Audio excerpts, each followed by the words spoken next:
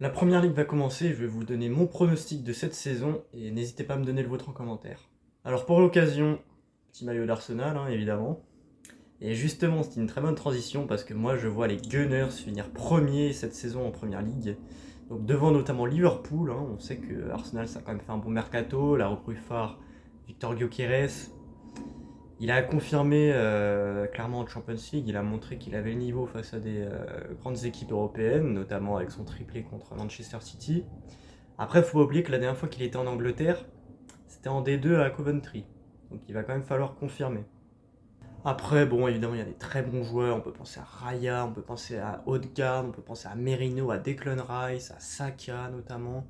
Il y a des jeunes recrues du centre de formation également. On peut penser à Nwaneri, on peut penser à Lewis Kelly. Donc là, pour le coup, ils ont clairement l'effectif pour remporter cette première ligue. Concernant la surprise de la saison, alors moi, je mettrais bien un promu, Sunderland.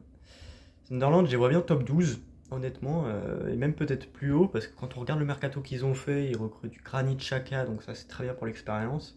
Ils recrutent aussi de la jeunesse, des paris, mais qui ont quand même fait des très bonnes saisons l'année dernière, donc qui ont quand même un petit peu confirmé. Pensez à Talbi notamment. Donc ils ont recruté pour plus de 100 millions, et je pense qu'ils vont pouvoir se maintenir assez facilement dans cette première ligue. Alors concernant le flop de la saison, je vais mettre Newcastle, voilà, parce qu'on connaît le conflit actuel avec Isaac, qui est clairement leur meilleur joueur.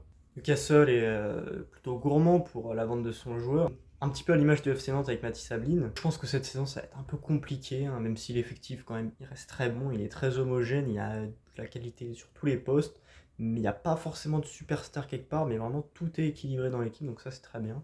Concernant les trois relégations maintenant, alors déjà je vois un premier promu Leeds United, voilà c'est une équipe qui a quand même un petit peu recrutée, notamment du côté de la Ligue 1 avec Lucas Perry et Gudmundsson. Par rapport aux autres équipes de Première Ligue, je pense que ça va être un peu compliqué. Donc moi je vois Leeds être relégué cette saison. Concernant le deuxième relégué, c'est un autre promu que je verrais potentiellement se maintenir, mais Burnley. Après ils ont quand même bien recruté. Pourquoi est-ce que je les mets dans cette zone de relégation? Eh bien simplement parce qu'ils ont perdu notamment leur goal Trafford, avait encaissé je crois 16 buts l'année dernière en Championship. Ça va être compliqué d'avoir un goal aussi performant que lui cette année.